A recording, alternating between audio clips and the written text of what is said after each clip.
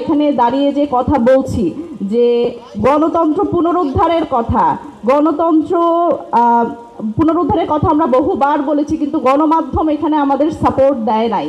সুতরাং গণমাধ্যম একটা গণতন্ত্রহীনতায় একটা খুব বড় দোসর হিসেবে কাজ করেছে, ফ্যাসিবাদের একটা দোসর হিসেবে কাজ করেছে। সেই জায়গাটা সেইটা যেহেতু আমাদের দায় আছে, সুতরাং দায় থাকলে যেটা হয় দায়বদ্ধতা তৈরি হয়।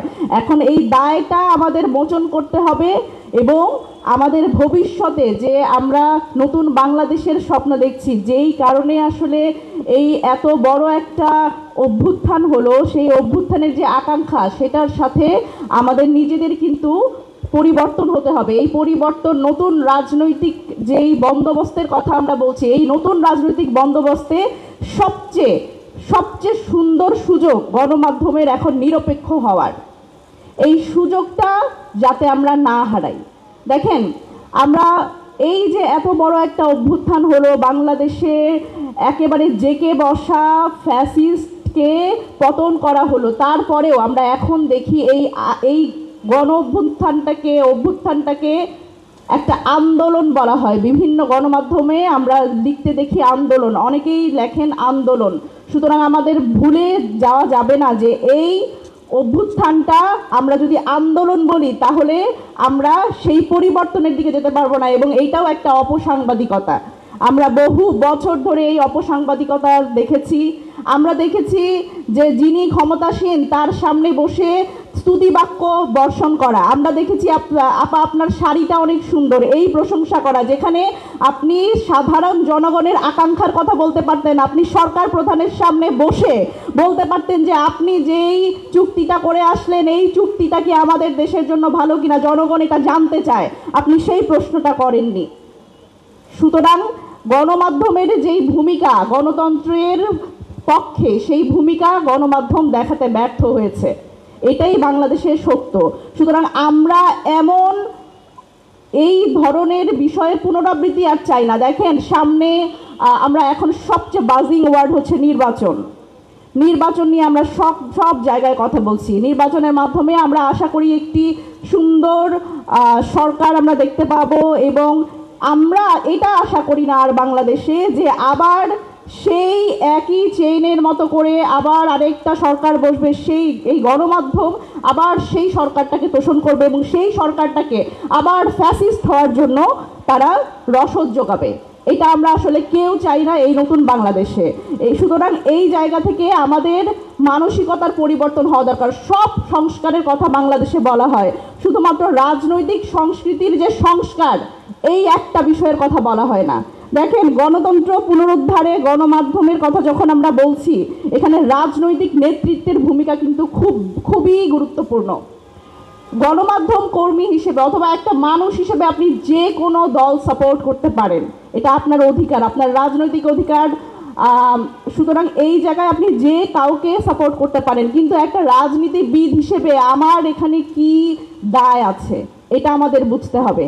আর একজন রাজনীতিবিদ হিসেবে আমার দায় হচ্ছে গণমাধ্যমকে সেই স্বাধীনতাটা দেয়া যে সে আমার বিষয়ে যে কোনো কিছু লিখতে পারে। দেখেন, গত 15 বছরে একটা বিষয় আমরা দেখেছি, গণমাধ্যমের স্বাধীনতা নিয়ে অনেক কথা, গণমাধ্যমের স্বাধীনতা ছিল না। সেই কারণে যেই কথাটা লেখার কথা ছিল সেই কথাটা আপনারা লিখতে পারতেন না। এই কারণে দেখা যেত যে আমি যদি বলি খুবই ক্লিকবেট, তারপরে খুবই ছোট এবং খুবই যদি বলি যে পরিমণিকে নিয়ে 10-12টা নিউজ আপনারা করে ফেলতেন এবং এটা এত গুরুত্ব পেত। এখনো কিন্তু আমাদের মধ্যে এই প্রবণতাটা আছে। কিভাবে আছে জানেন?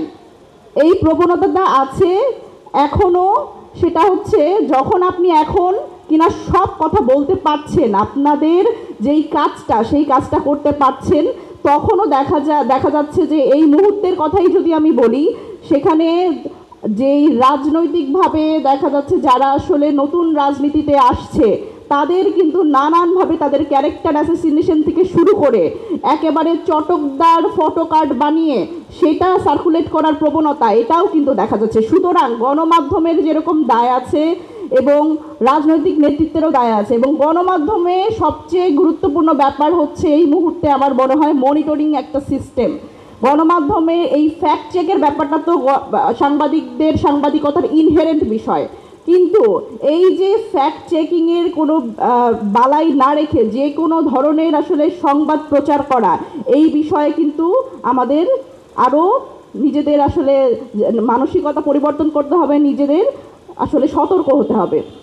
সুতরাং রাজনৈতিক দলের নেতৃত্ব হিসেবেও যে দায়টা আমাদের বর্তায় সেটা হচ্ছে গণমাধ্যমকে আপনারা স্বাধীন করে দেন। আমার পক্ষে আপনার লিখতে হবে না, আমার পক্ষে কেন আপনার সবসময় লিখতে হবে।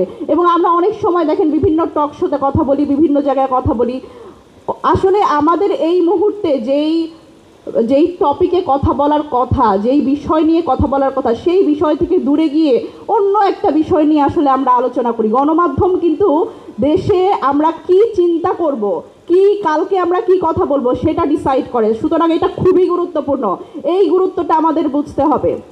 সুতরাং আমি সকলকে আহ্বান করব, আমরা যারা রাজনীতিবিদ আছে, এখানে আমি নিজে সহ বলছি যে আমরা যারা রাজনীতিবিদ আছি তাদেরও আসলে গণমাধ্যমকে যে স্বাধীন করার কথা আমরা মুখে মুখে বলি, এটা ইমপ্লিমেন্ট করার জন্য আমাদেরও সেই উদারতা দেখাতে হবে এবং দায়িত্বশীলভাবে বস্তুনিষ্ঠ যে সাংবাদিকতা, সেই সাংবাদিকতায় আমি মনে করি গণতন্ত্র পুনরুদ্ধারে সবচেয়ে বড় সাপোর্ট হিসেবে কাজ করবে।